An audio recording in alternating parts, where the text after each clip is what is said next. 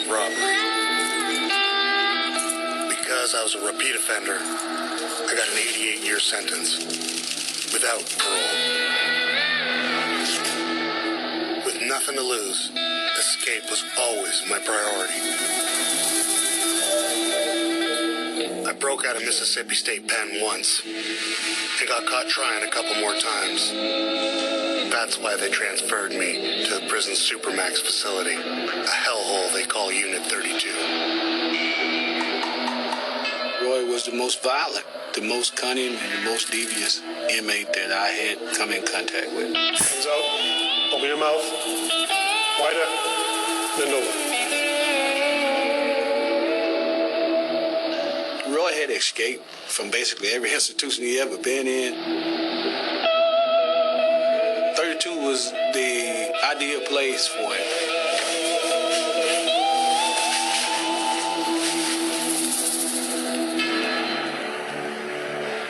There's a class of offenders whose crimes are so serious and whose behavior is so violent that there was a need to build Supermax prisons. What made Unit 32 different was the level of security that was present. You had the perimeter fencing with the razor wire. There were gun towers, and you had a perimeter patrol conducted by vehicles. Oh, my Lord. Most of the inmates were locked down 23 hours a day. You looking at what? What do you here, boss? Welcome home, Princess. Within each building itself is a control tower, which permitted 360-degree vision of the individual cell units themselves. Put your stuff down and turn around. Back away.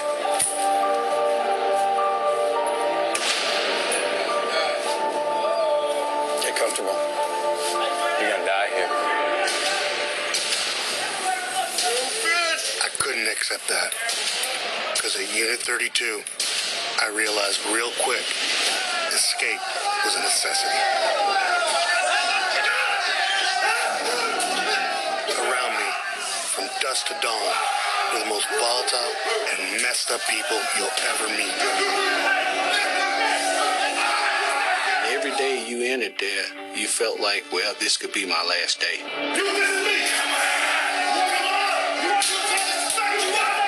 You would have fires, you would have flooding, you would have inmates throwing feces on staff, you would have stabbings.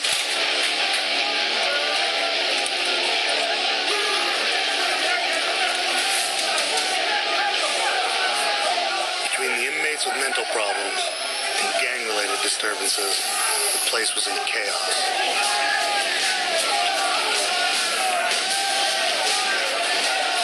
It was like torture. I never got no peace of mind or sleep.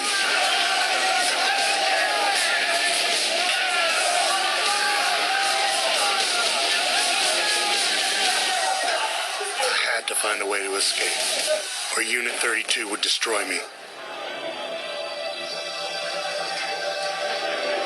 But I couldn't see any way out.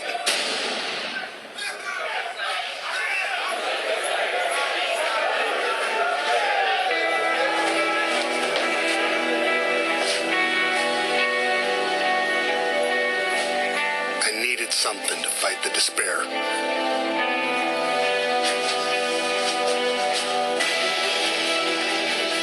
I started working out 3 or 4 hours a day. It was like a drug that lifted my spirits and got me thinking clearly. Being locked down almost 24/7, the first step of any escape had to be finding a way out of my cell. There was only one option. The window. It had a series of louvers, each one encased a cut-proof steel bar. Cutting them was out of the question, but the frame encasing the bars looked like it was made of weaker metal. Covering it all was a heavy-duty wire grill, which I had to remove before I could do anything.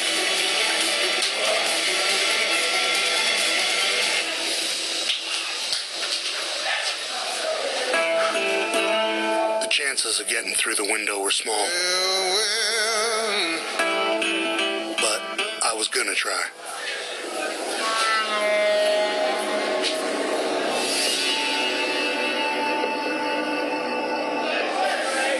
A friend of mine in another part of the unit had a bit that fit the screws on the window grill.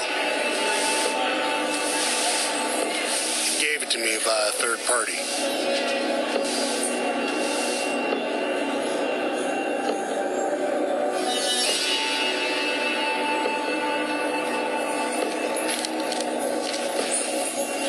To use it, I needed a handle. But with the guards always watching, there was no way I could make one.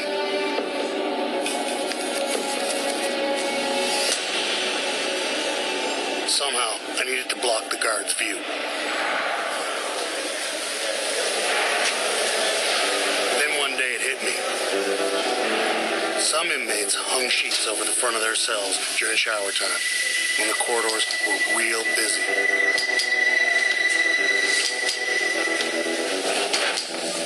So I did a test.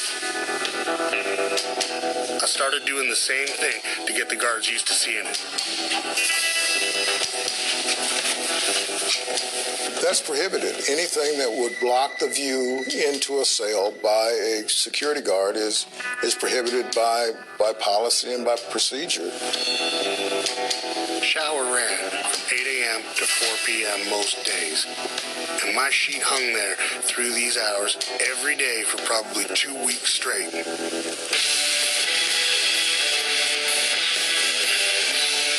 No one said nothing. I found a way to work on the window undetected. At last, I had a chance of busting out of this hellhole.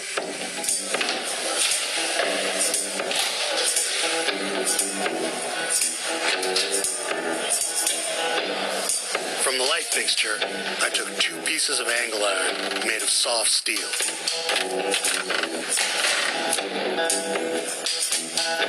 Using broken blades from pencil sharpeners, I bored holes in each piece and fashioned an effective screwdriver.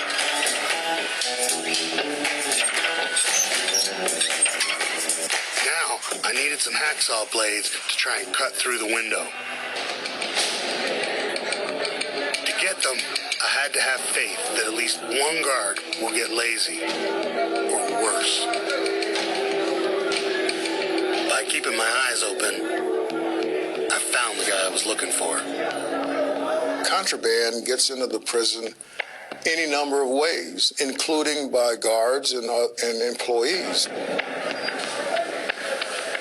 Because the job is low wage, the type of employee that you get on board is prone to corruption.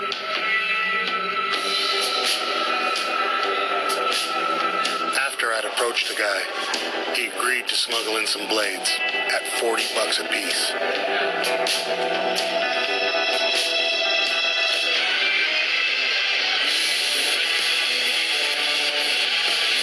I finally had everything I needed to work on the window.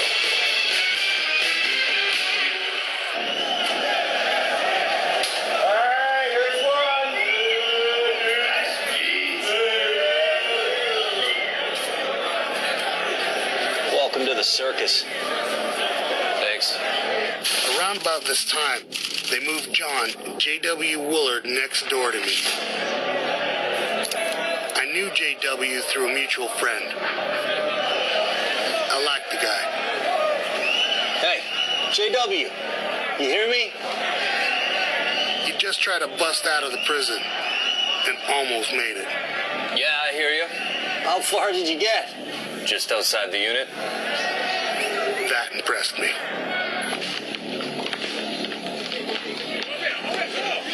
I'm not a team player. 2 men meant twice the risks.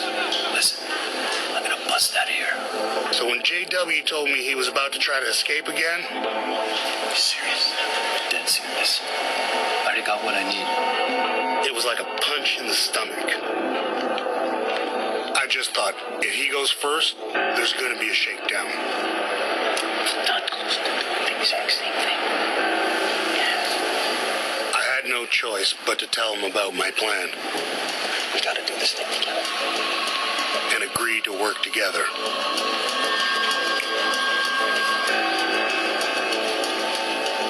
We talked through every detail. All right. First, cut through our cell window. Squeeze out at night. Gotta make use of that thin strip of shadow on the side of C block. Then, we gotta make it about 50 yards across floodlit territory, covered by gun towers and those cameras. And we gotta pray that the guards on duty that night are dozing.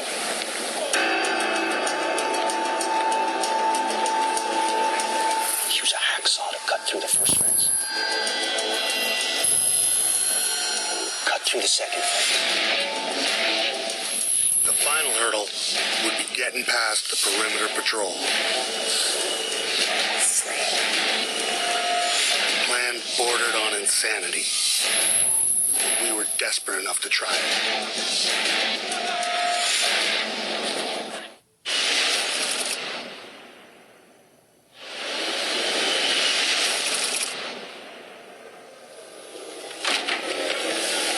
We had a plan. Now we were ready for action. We waited for shower time and got going. I could never see what JW was doing in the cell next door. I just had to hope he was being as careful as me. My heart was pounding. Any second, I expected a takedown team to come crashing into my cell.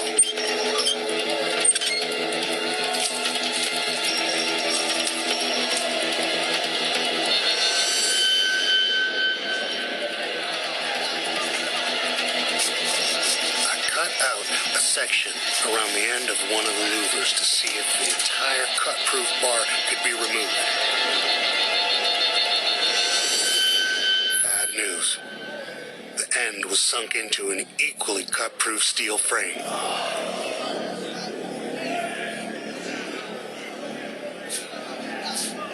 I had another idea. The louver controls were in a metal box under the window. I could cut the top off, remove the outer panel, which was held in place by screws, and squeeze out under the bottom cut-proof bar. JW. Yeah. We're gonna have to cut under these bars. This would require a lot of work over a few days. Each stage done in unison by me and JW.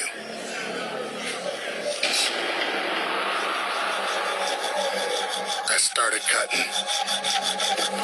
I got real absorbed in the work. Suddenly, I heard, Harper, take this sheet down. my heart just stopped. I'm holding the hacksaw blade. The wire frame is off the window. And now they're going to search my cell. Harper, take it down now. It was my nightmare come true.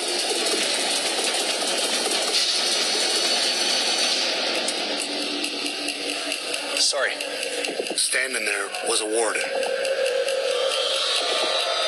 I thought, I gotta keep them looking at me, not the window. So I said, Sorry. I didn't hear you. any second I thought the warden was gonna say, What's happened to your window? but he didn't. He just turned and walked away.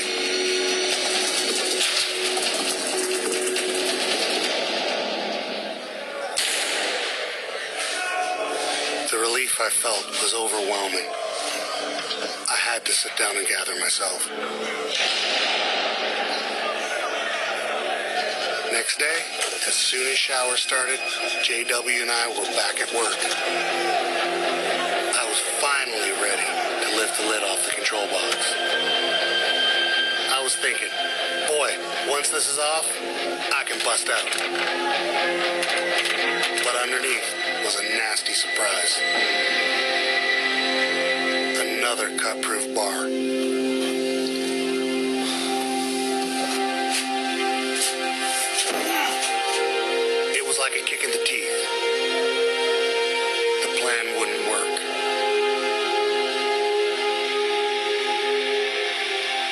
to thinking. Under the surprise cut-proof bar, I could see yet another bar. Thick and coarse-looking, definitely low-grade steel. Under that was a louver control mechanism.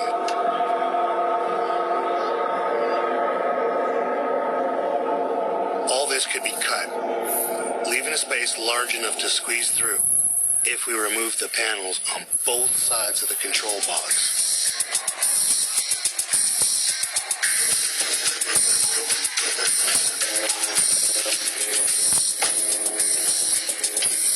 All the stuff in the control box came out faster than expected.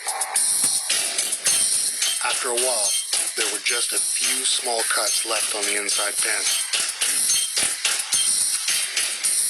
JW had gotten to the same point next door. All we had to do now was put everything back in place and choose our moment to bust out. I hid the cut marks, which extended beyond the wire screen, with a mix of coffee creamer and toothpaste. It was a perfect match.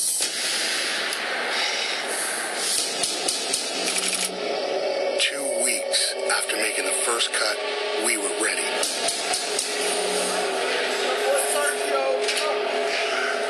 We waited for the midnight count to finish. Now was the time. Everything had to be synchronized, or one of us would let the other down.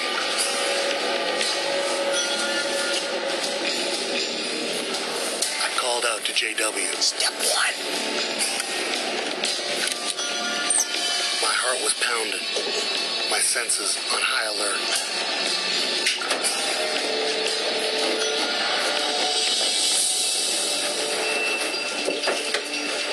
It took 10 minutes to get the steel plates off.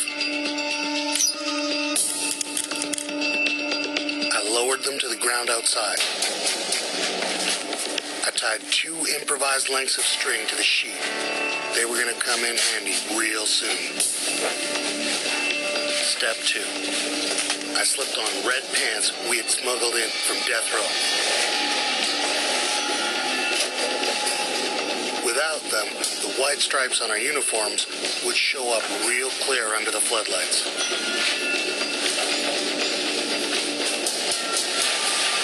I made a dummy out of clothes and old newspaper. Damn, it looked real convincing. Step 3.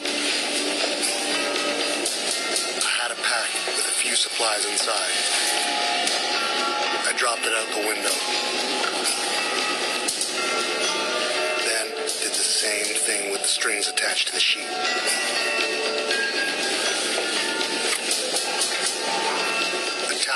Cover the escape hole. Everything was done. I was nervous as hell, but we were past the point of no return. I squeezed out. It was tight, but it worked. We pulled the sheets down. If they were up too long, the guards would get suspicious. It was hard to believe we were out of our cells.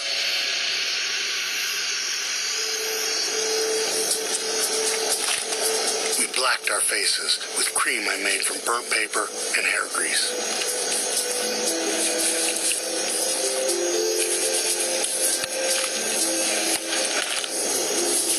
Okay, yeah. You ready for this? There was a minuscule shadow on the ground against the building. That was our path for now. We moved slow, real slow. I knew fast movement was more likely to catch someone's eye.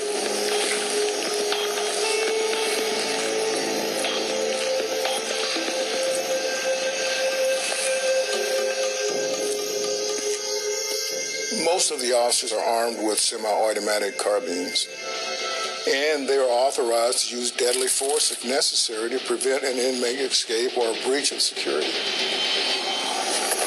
Okay, ready? was now or never. We had to cross that stretch of totally exposed prison yard.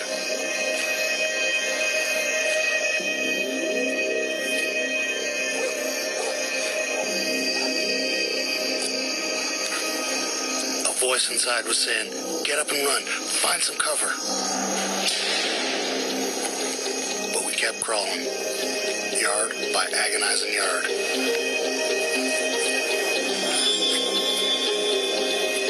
It seemed to work. We reached the first fence alive. Okay, ready?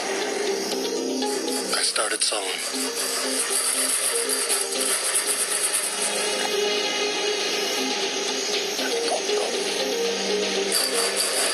It felt like it was taking forever.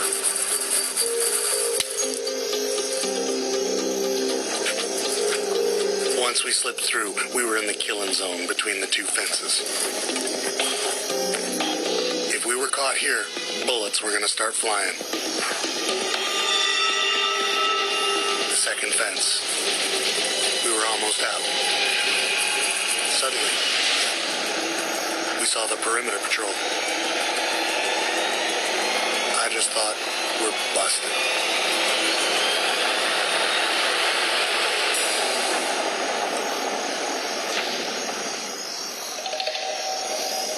How they missed us, I'll never know. I was thinking, this is it. Guard, up in that tower. Do not look down now.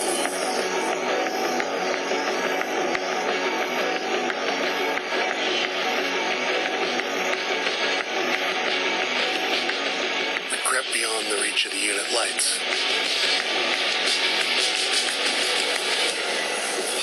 I was still shaking from the adrenaline running through my body.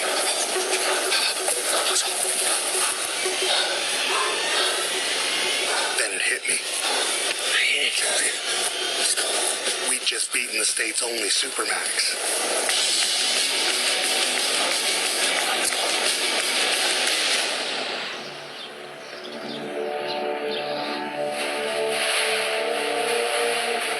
As I was sitting in the office, the trays came off of the chair.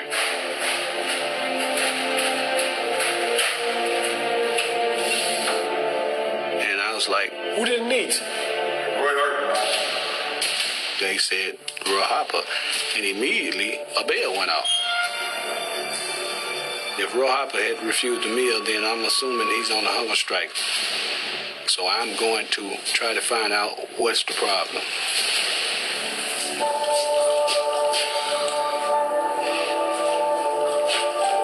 Harper. Looking inside of the cell, you could actually see something that emulated a body.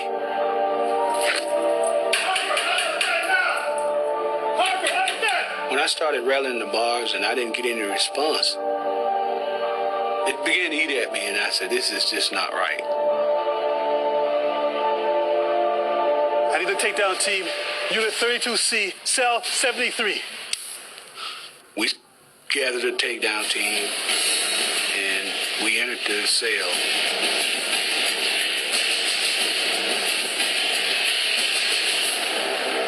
And we found the homemade dummy.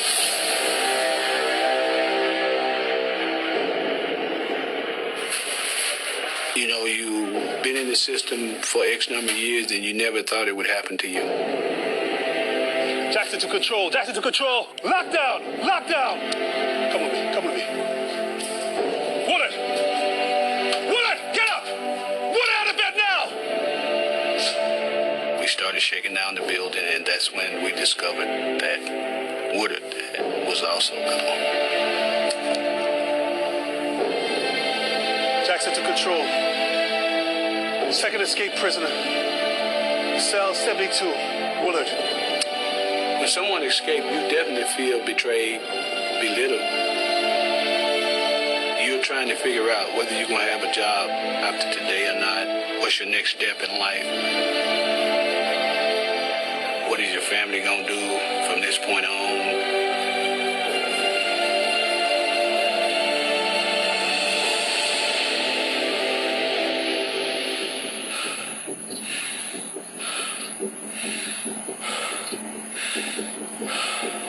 We gotta get moving.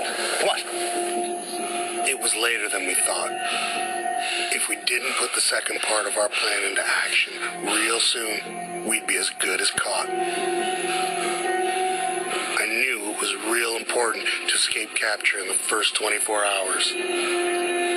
That's when search parties flood the area around the prison. So my plan was to find a real good hiding place and just sit tight till things cooled down.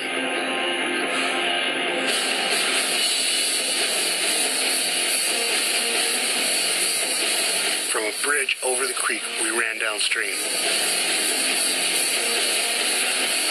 No dog was going to follow our trail now.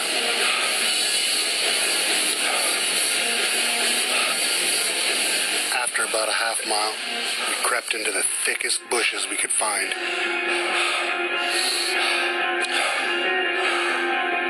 If we could make it to nightfall, well, maybe we wouldn't be going back to prison anytime soon.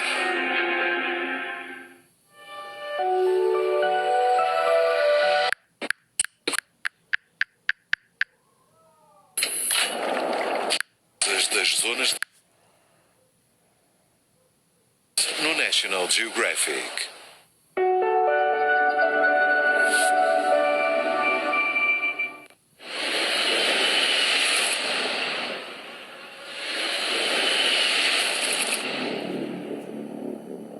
Calling all units. 2 inmates have escaped from Mississippi State Pen. Roy Harper and John Wooler. Approach with caution. I was a sheriff of Tallahatchie County, Mississippi. I got somebody's called me Boss Hog. You filling them in? Good job. Howdy.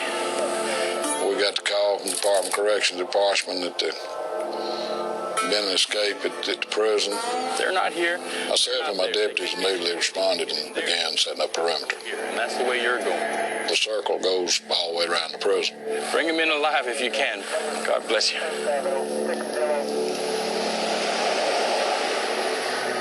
In the beginning, we thought we was going to catch them pretty quick. We were tortured by mosquitoes and the heat.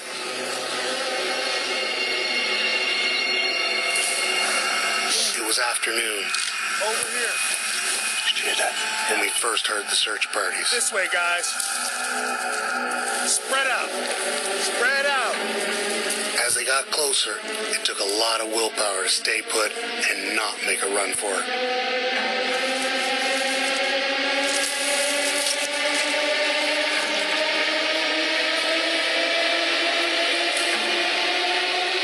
We didn't dare move, not even a finger.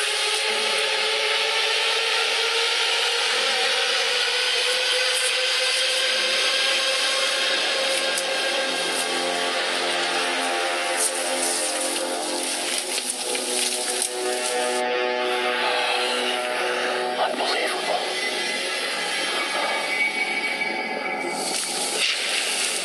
We looked everywhere that we thought they possibly could be. But they outsmarted us.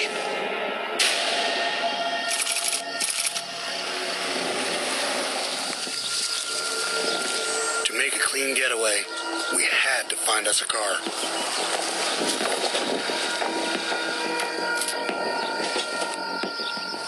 We came to a house where an elderly couple lived.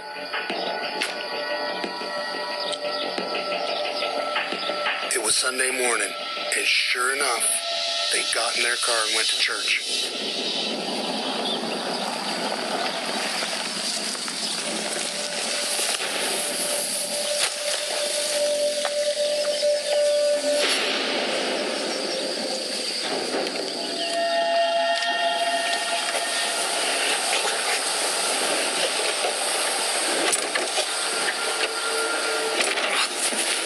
We had a door open in seconds.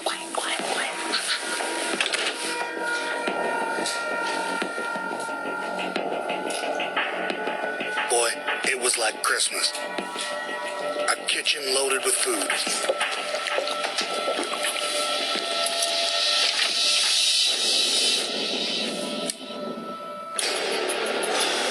And then there was the guns. Roy, business. Handguns, a shotgun, and a rifle. Oh, that's good stuff. Yeah, we need that. Guess we're not going back. No.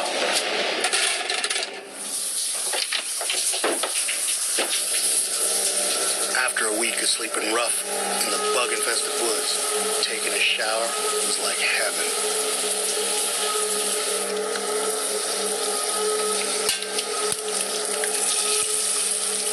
JW cooked up a meal.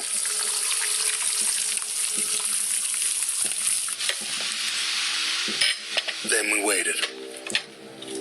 We needed that car. That's a good job.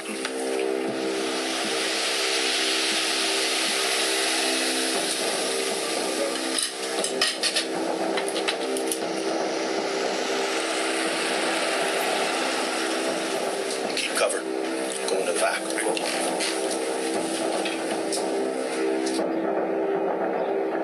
When they got back, I hid near the kitchen door.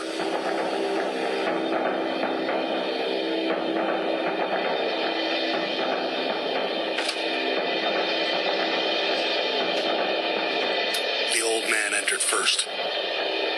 Don't move. Don't you move.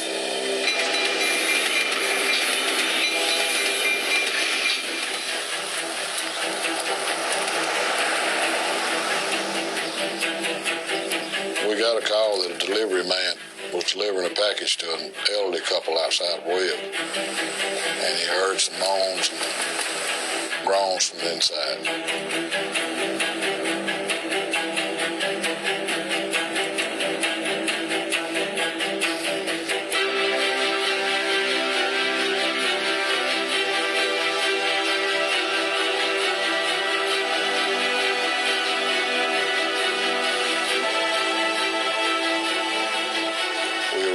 Found the couple tied up. How long have you been here? They were pretty dehydrated and they were up in age, and it was pretty tough on them. Now tell me what happened. Real slow. Okay. Well, they took our car. And they took all my husband's guns. All the guns. Yeah. We figure they're gonna rob somebody or have a shootout with a cop somewhere, and we just hope somebody don't get killed.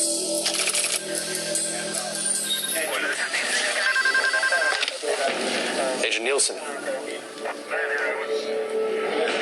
Yeah.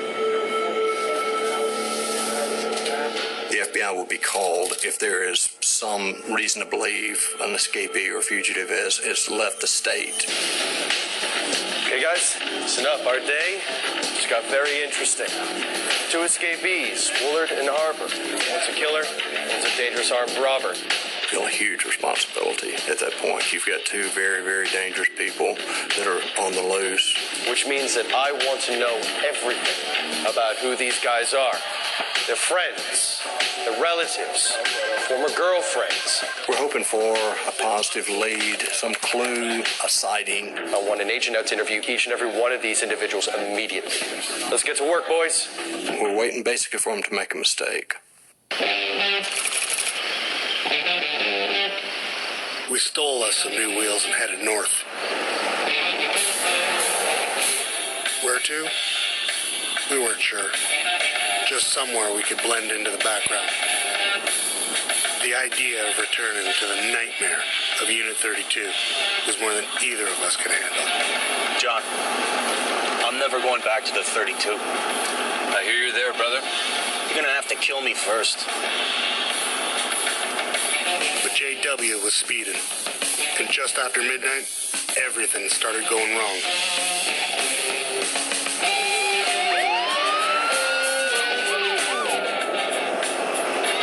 Roy, we got a cop tailing us. You sure it's us? He's getting closer. It's us. All right, pull over. Come on.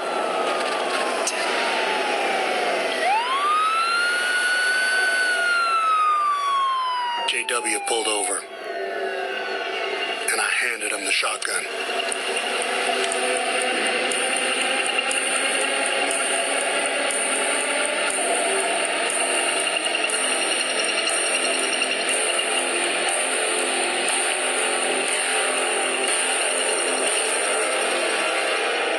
up, officer.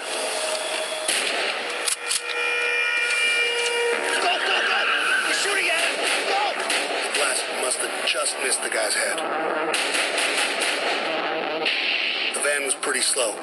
Soon the cop was right behind us.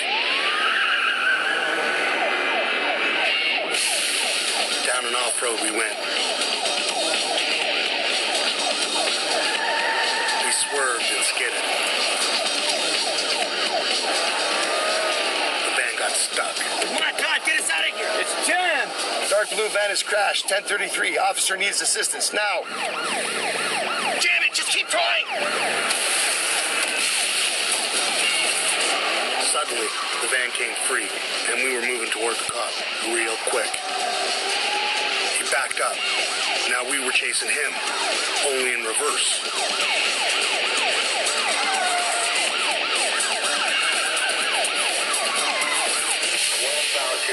Westbound 231, shots being fired. Westbound 231. This is about as serious as you're going to get in this line of work. You're excited, you're angry, your adrenaline's pumping through your body like crazy. One of the Indiana State Troopers was able to deploy the stop sticks. That's what forced them off the interstate. You could see sparks flying up as they were trying to maintain control of their van. And we ended up in a truck stop.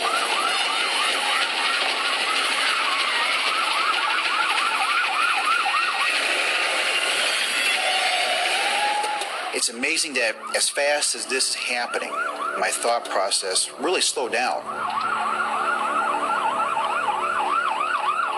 You come up over the hood of the van, and I can see that double-barrel shotgun. God damn it.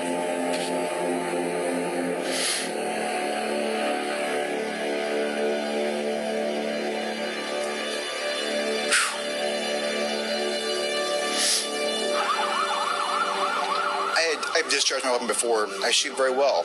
Well, it's at a paper target. Much different when you got people actually shooting back at you.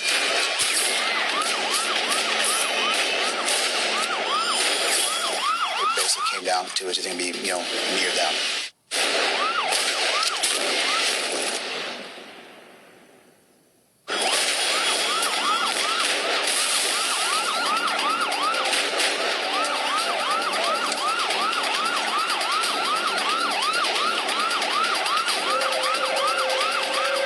Chose not to pursue them because the trucks were giving them cover in areas where they could possibly ambush us.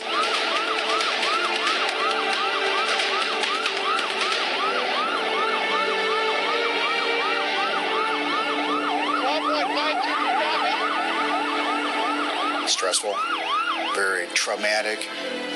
Nothing in my career yet has even come close to this.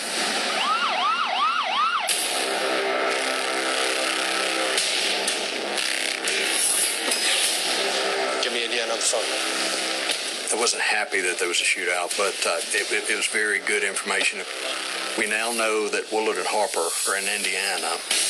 Just want to confirm, is everyone we have in Indiana mobilized?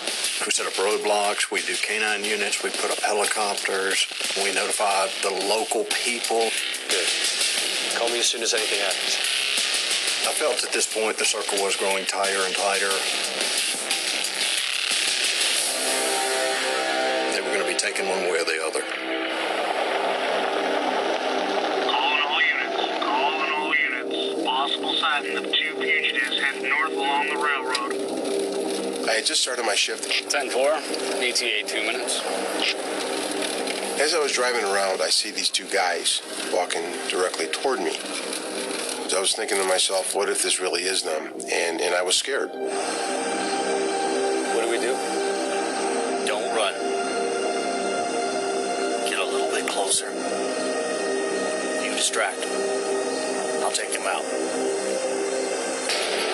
We knew that they were dangerous. We knew that they wouldn't hesitate to kill us. They probably got about 100 feet away, and I looked down at their feet, and they weren't wearing any shoes. They had a bunch of clothing wrapped up around their feet. At that point in time, I knew that these were the guys we were looking for. A burst of energy came through me. I pulled out my gun and told them, Drop everything in your hands now! my heart was pounding. Hands up now! And I commanded them, put your hands on the hood of my car now. Now!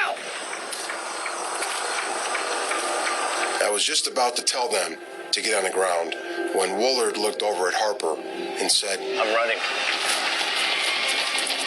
Harper took his right hand off the fender of the vehicle and was reaching to his waistband.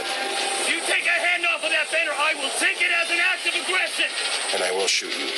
And I said, do you understand me? Do you understand? And he said, yes, sir.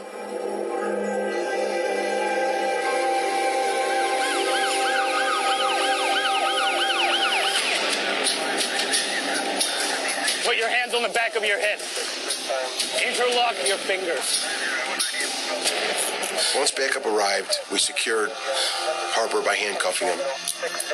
We then searched him. And we found a 9-shot .22 pistol inside the waistband of his pants.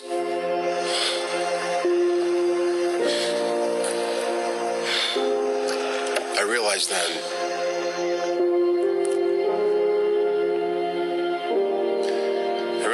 that could have been the last day of my life.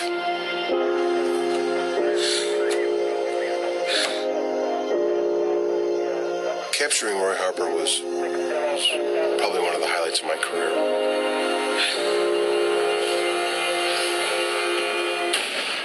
It was over for me. Man, that was a devastating feeling. I knew they'd send me back to Unit 32. I wasn't sure if I could take it.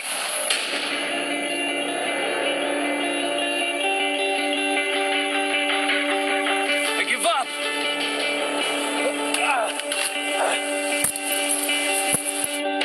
No, thank you. I'll let my team know. The moment I heard Harper and Woolard were captured and no law enforcement were hurt, there was absolute elation. Good news.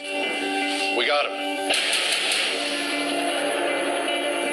Great. Good work. Fantastic job. Fantastic. Woolard and Harper will return to Unit 32, and in my opinion, that's exactly what they deserve.